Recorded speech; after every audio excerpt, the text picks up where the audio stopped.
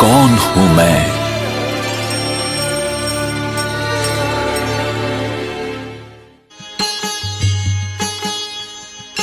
तन के भग भाल पर, तन के भग भाल पर विराज रहा मैं। तन के भग भाल पर विराज रहा मैं। खोल पुतलियों के पट हो, खोल पुतलियों के पट निहार रहा मैं, निहार रहा मैं। तन के भग भाल पर विराज रहा मैं। खोल पुतलियों के पट हो, खोल पुतलियों के पट निहार रहा मैं, निहार रहा मैं। तन के भग भाल पर।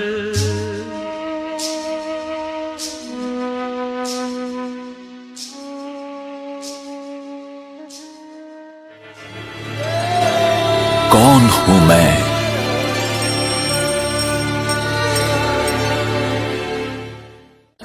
आज मानव विकास के जिस मुकाम पर आ पहुंचा है, वहां उसके लिए अब कुछ भी असंभव नहीं रहा। क्या हम विकास की इस दौड़ में स्वयं को तो नहीं भूल गए हैं? अब प्रश्न है, क्या शरीर मस्तिष्क के साथ अपने आप में संपूर्ण है? शरीर के विभिन्न अंगों को कौन चलाता है? मस्तिष्क को समय अनुसार सही संकेत देने वाला कौन है? संकल्प कहां से उत्पन्न होते हैं?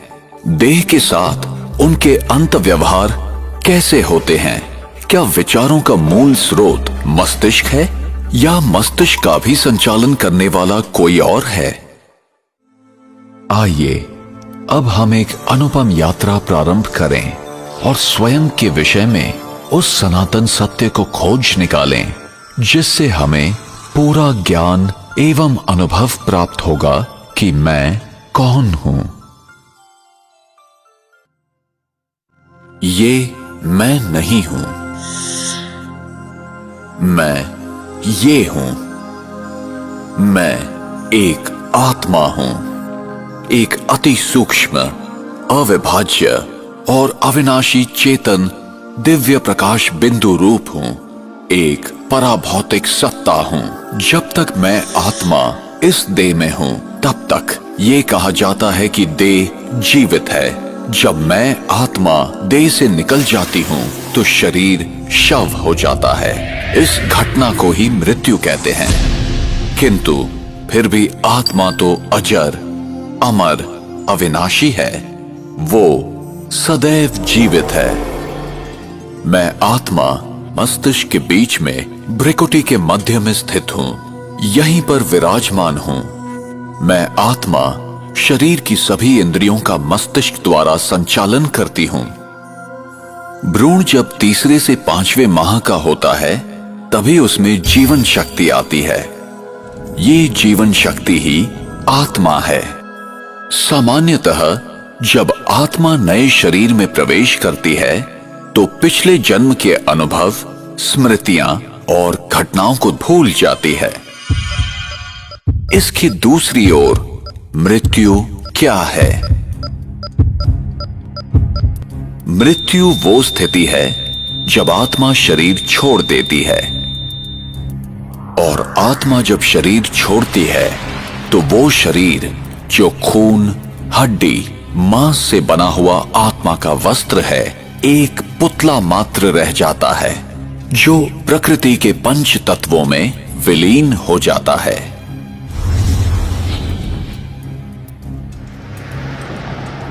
एक कार और एक ड्राइवर का उदाहरण आत्मा और शरीर के मूल अंतर को समझने के लिए उपयोगी है। अगर आप अपने शरीर को एक कार मान लें, तो आप आत्मा इसका ड्राइवर हैं।